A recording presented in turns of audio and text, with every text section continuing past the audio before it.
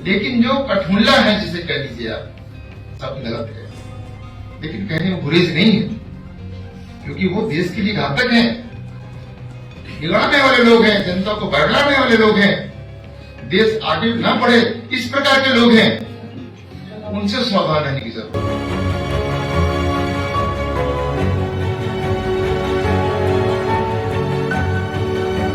और हम जज साहब के खिलाफ एक इम्पीचमेंट मोशन लाएंगे, क्योंकि राजनीतिक आपको बयान नहीं देना चाहिए, देना ही नहीं चाहिए, लेकिन ये तो कहीं आगे चले गए। ये तो भड़काऊ बयान है, ये तो नफरत का बयान है। This is hate speech in every sense of the word. तो अगर एक पॉलिटिशियन को ऐसा बयान नहीं देना चाहिए, नेता को ऐसा बयान नहीं देना चाहिए, तो जज कैसे बयान दे? साथियों, जय भीम, जय भारत, जय संविधान। मैं बहुजन दस्तक एंड कॉन्स्टिट्यूशन चैनल से गौतम रत्ना, और आज हमारे स्टूडियो में हमारे गेस्ट हैं डॉक्टर JK गौतम साहब, बहुजनों वंचितों की आवाज़। तो डॉक्टर साहब, बहुत बहुत स्वागत है आपका हमारे स्टूडियो में। धन्यवाद आपका। आज हमारा जो चर्चा रहेगा, डॉक्टर साहब, अभी आपने पीछे देखा होगा, बड़ा वीडियो भी वायरल हो रहा है। जो शेखर यादव हैं, शेखर कुमार यादव, इलाहाबाद हाई कोर्ट के एडवोकेट, एक विश्व हिंदू परिषद के प्रोग्राम में जाते हैं, और मेरी अपनी भाषा में तो एक देश के प्रति जहर उगलना है, ना कि एक समाज के प्रति। क्योंकि आज उन्होंने मुस्लिम को अटैक किया है, तो कल को बौद्ध पे भी अटैक कर सकते हैं, कल को सिख पे भी अटैक कर सकते हैं।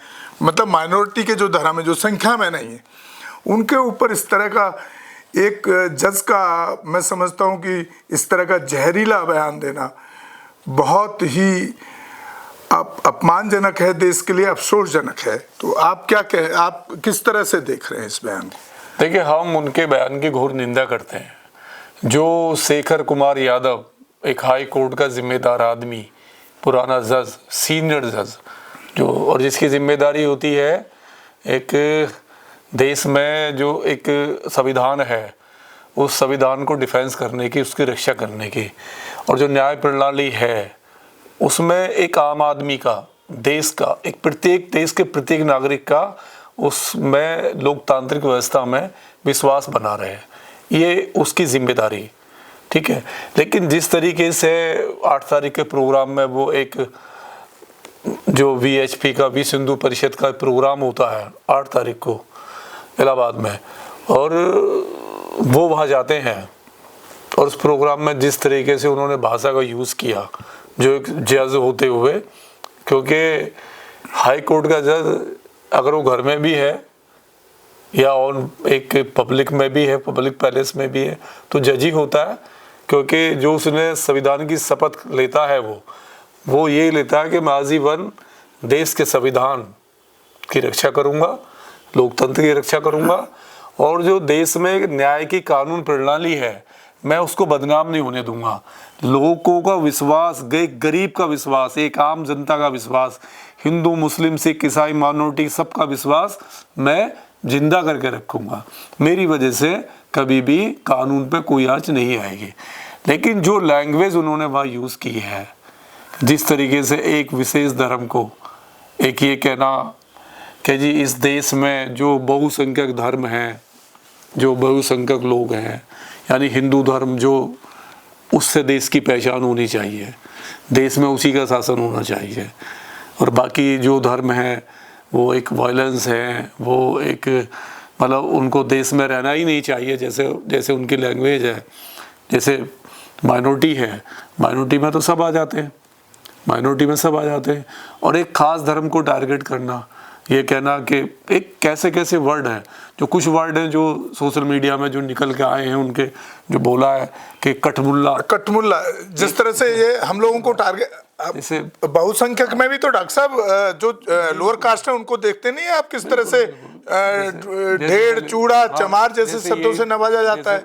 यही भाषा हो गई कठमुल्ला वाली भी। ये तो क्या है ना, ये भाषा, देखिए ये भाषा एक नॉर्मल, ये जो देश में ये जो मनुवाद है, जो SCO से नफरत करते हैं, दलितों को आज भी लोग पीटते हैं, ये तो उनको तो शोभा, वो तो करते हैं, करते रहेंगे, ठीक है। लेकिन सवाल है एक न्याय के रक्षक का, सवाल यह है कि इस देश में इतनी बड़ी पोस्ट पे बैठा हुआ आदमी हाई कोर्ट का इतना बड़ा जज, वो एक ऐसे वर्ड, एक धर्म के प्रति नफरत, एक धर्म के प्रति, एक कम्युनिटी के प्रति इतनी नफरत कहाँ से आई है उसके दिल में? और वो सीधा कटमुल्ला कह रहा है, कटमुल्ला कह रहा है। और यहाँ तक कह रहा है कि जो बच्चे पैदा होते हैं, यानी जो हिंदुओं में बच्चा पैदा होते हैं, जो सनातनी में बच्चा पैदा होते हैं, तो बच्चा जब पैदा होता है तो उसके कानों में आवाज़ आती है मंत्रों की, वेद मंत्रों की, भजनों की मंत्र आवाज़ आती है। और जब मुस्लिम के यहाँ पैदा होता है, माइनॉरिटी के यहाँ पैदा होता है, तो उसके कानों में आवाज़ आती है जानवर के काटने की, जानवर के कटने की। तो एक आदमी का देखो कितनी बड़ी बात है, एक जज होते हुए वो ये भूल गया कि तू कहाँ है, कौन है तू इस देश में, जो तूने संविधान की कसम खाई है, जो संविधान के अभी हमारे देखो अभी संसद में जो संविधान पे बहस चल रही है, उस पर बात करेंगे सर, अभी बाद में बात करेंगे। तो ये जो है, ये जो इसका जो रूप है, ये नया रूप है और ये बड़ा खतरनाक है। अगर एक जज, देखिए मैं तो कहता हूँ कि इस जज पे अभी जो अभियोग की तैयारी तो हो चुकी है, और वो लागू भी होगा। तो लेकिन यहाँ भी एक सवाल खड़ा होता है सर, जो महाभियोग भी विपक्ष ला रहा है, उस सरकार की आंखें नहीं खुली कि वो देश के खिलाफ बोला, संविधान के खिलाफ बोला। ये भी तो देखिए क्या है वो सरकार का प्रोग्राम किसका था? वो प्रोग्राम उस संस्था का था जो सरकार जिसको प्रोटेक्ट करती है, सरकार जिसे आज तक बचाती है, जो पालती है। आरएसएस को, बीजेपी को कौन पालता? इनको कौन पाल रहा है? बीजेपी पाल ली है, सरकार पाल ली है उस संगठन को। तो उससे क्या उम्मीद करोगे भाई? वो उनके तो बयान भी आ रहे हैं, गिरिराज सिंह जैसे के बयान आ रहे हैं कि उसने 200% राइट बोला है, सही बोला है। तो हमारे मोदी साहब या अमित शाह जो देश में लोकतंत्र की बात करते हैं, संविधान की बात करते हैं, कहाँ संविधान है, कहाँ लोकतंत्र है? एक हाई कोर्ट के जज को आप डिफेंड कर रहे हो, और वो हाई कोर्ट का जज जिसको, देखिए ये पूरी दुनिया में पहला केस है, मैं दावे के साथ कह सकता हूँ ये पूरी दुनिया में पहला केस है, किसी हाई कोर्ट का सीनियर जज किसी धर्म के खिलाफ इतना बड़ा जहर उगल रहा हो।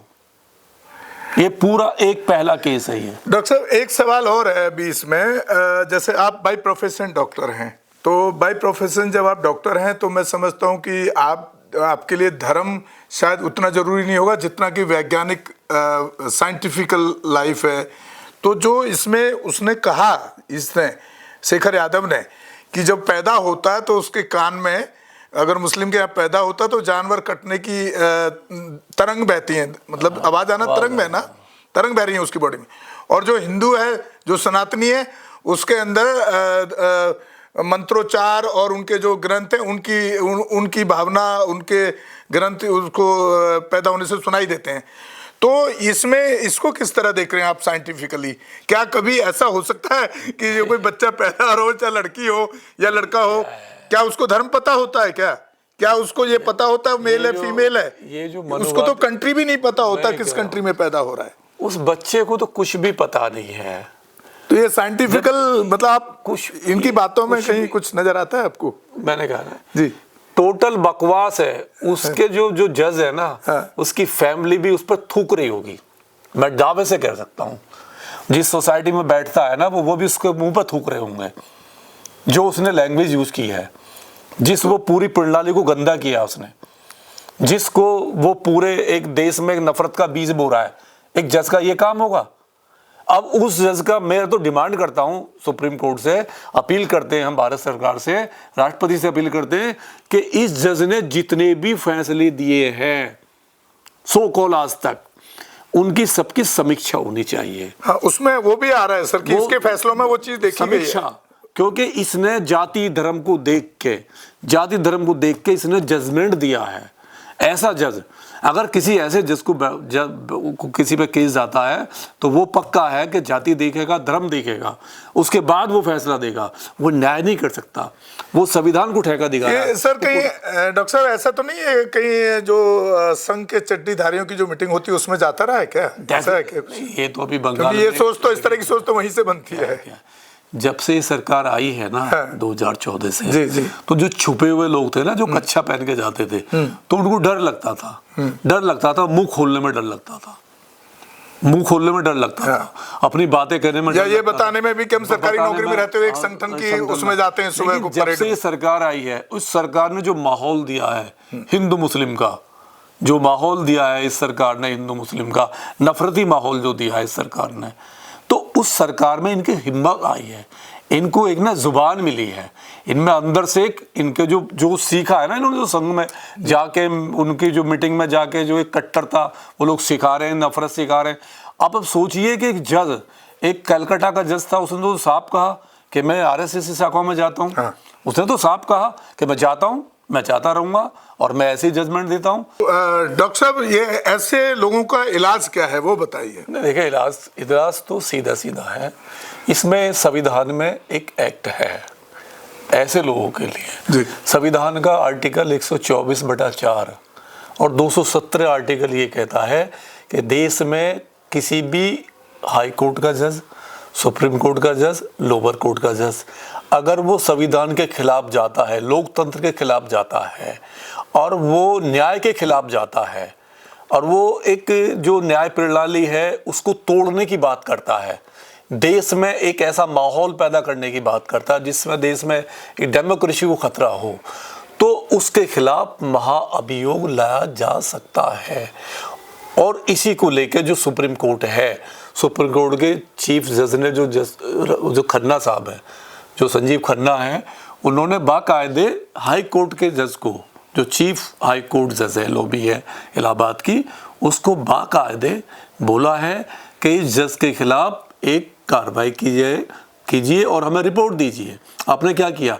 तो उसका परिणाम ये हुआ है कि कल उन्होंने रिपोर्ट सौंपी है अपनी, कल रिपोर्ट सौंपी है और उस रिपोर्ट में क्या है कि जो रोस्टर प्रणाली होती है, देखिए ये जो जज था इसके पास में बहुत सारे केस रेपिस्ट के थे, ये क्रिमिनल लॉयर था, ठीक है, क्रिमिनल लॉयर का होना, रेपिस्ट को बड़े बड़े केस इसी के पास आते थे, ये नॉर्मल जज नहीं है, बड़ा जज था। लेकिन अब इसको एक झटके में, इस कानून की ताकत ने, जो संविधान है, संविधान की ताकत ने एक झटके में इसको रद्दी वाला बना दिया, इसके सारे केस हटा दिए, इससे जो क्रिमिनल केस है, जो रेप के केस हैं, उससे हटा के इसको सिविल में भेज दिया है। जैसे आप कैसे किसी को लाइन हाजिर कर देना, किसी का कोर्ट मार्शल होना, तो ये वो है। और ये इसके मुंह पे जोरदार तमाचा है न्याय संविधान का सुप्रीम कोर्ट का जोरदार तमाचा है ऐसे जज के ऊपर। और ये बिल्कुल सही है। देखिए इससे क्या होगा, इससे देश में एक मैसेज जाएगा और जो और भी जज हैं जो ये सोच रहे होंगे और इससे हिम्मत मिलती, अगर इस पर कार्रवाई नहीं होती तो उनको हिम्मत मिलती। कल को हो सकता है और भी जज कोई मिश्रा आ जाए, कोई ऐसा कोई आ जाए नहीं, और वो इससे भी ज्यादा खतरनाक। अच्छा डॉक्टर साहब, एक सवाल और है जो आपने भी, आप ही के उससे मैंने सवाल लिया है, महाभियोग की जो बात की है आपने। एक तरफ तो ये सरकार ये कह रही है कि हम आज की चर्चा पे भी हम बात करेंगे इसके बाद में, कि देश संविधान से ही चलेगा, संविधान से चलता है, बाबा साहब को नमन करती है, हर चीज़ में बाबा साहब, इलेक्शन में बाबा साहब अम्बेडकर का नाम, संविधान दिवस भी घोषित किया। लेकिन जो एक जज संविधान के खिलाफ काम किया, उसके खिलाफ महाभियोग लाने का काम विपक्ष ने किया, उसने क्यों नहीं किया? नहीं, देखिए मैं पहले कह चुका हूँ, वो सरकार क्यों करेगी? सरकार जब से 2014 सरकार बनी है तो एक देश में माहौल हुआ है, नफरती माहौल। कहीं ना कहीं इनके जो हमारे प्रधानमंत्री साहब के जो मंत्री हैं, जो कार्यकर्ता हैं, ये आए दिन ये कहीं ना कहीं रोडों पे, कहीं चौराहों पे, कहीं पब्लिक में, जैसे ठाकुर साहब ने, अनुराग ठाकुर ने साहब कहा, देश के गद्दारों को गोली मारो, सालों को नहीं, ये सबने सुना। एनआरसी सीए में क्या हुआ था, सबने सुना। और भी नारे, गिरिराज सिंह के नारे आते रहते हैं और इनके ये नारे भी बहुत सारे लोग, और गिरिराज सिंह तो खुद सपोर्ट कर रहे हैं इनके केंद्रीय मंत्री हैं, केंद्रीय मंत्री उस जज को सपोर्ट कर रहा है। अब बताइए क्या कर रहे हैं मोदी साहब उसमें, अमित शाह क्या कर रहे हैं, राजनाथ क्या कर रहे हैं? धीरे धीरे एक एक करके ये सारे खुलेंगे और सारे कहीं ना कहीं ये उसके जज के फेवर में आ जाएंगे। महाअभियोग जो ला रही है वो तो विपक्ष लेके आ रहा है, जबकि लाना इस सरकार को चाहिए। अगर आपको संविधान से, बाबा साहब के संविधान से इतना प्यार है और संविधान दिवस मनवाते हो, संविधान पर चर्चा कराते हो, और एक तुम्हारी सरकार में बैठा हुआ जज बैठा हुआ, अरे ठीक है, उसने जज ने गलती की है, सजा देने का आपका काम है, आप लाइए ना। आप क्यों नहीं रोल मॉडल बनते हो? आप विपक्ष को क्यों बना रहे हो? चलिए तो हमारी मेरी तो अपील है सरकार से, भारत सरकार से, सुप्रीम कोर्ट से अपील है कि ऐसे जज को कम से कम फांसी की सजा तो होनी चाहिए। साथियों, आप हमारे channel Bahujan Dastak and constitution को ज़्यादा से ज़्यादा देखें, शेयर करें, सब्सक्राइब करें, ताकि हम देश से इस तरह के जुड़े मुद्दों को आप तक पहुंचा सकें और इस गूंगी बहरी सरकार के कानों तक जू रहेंगे ताकि पहुंचा सकें। और आप जितना ज़्यादा से ज़्यादा देखेंगे, शेयर करेंगे, सब्सक्राइब करेंगे तो हमें उससे ताकत मिलती है। और हो सके तो चैनल को आर्थिक सहयोग भी करें जितना हो पाए, क्योंकि चैनल चलाने के लिए एक बड़ा खर्चा हम कर रहे हैं समाज में बदलाव के लिए और संविधान को बचाने के लिए। इसी के साथ विदा लेते हैं। जय भीम, जय भारत, जय संविधान। धन्यवाद साथियों। हमारे channel constitution like, share, subscribe देखना मत भूलिएगा। जय भीम, जय भारत, जय संविधान। नमो बुद्धाय। धन्यवाद। चैनल आर्थिक समस्या से गुजर रहा है। अगर आप बहुजन समाज में बाबा साहेब अम्बेडकर और तथागत बुद्ध की विचारधारा को अधिक से अधिक लोगों तक पहुंचाना चाहते हैं तो हमें आर्थिक सहयोग प्रदान करें, ताकि हम अपने चैनल के माध्यम से देश विदेश में समता, बंधुता, एकता और संवैधानिक अधिकारों को ज्यादा से ज्यादा लोगों तक पहुंचा सके। आप अपनी सहायता राशि नीचे लिखे खाते में जमा करा सकते हैं। खाता धारक गौतम रत्ना, खाता संख्या 3169576865 IFSC कोड SBIN 0060336, बैंक भारतीय स्टेट बैंक। आप हमारे बैंक खाते का विवरण स्क्रीन पर भी देख सकते हैं।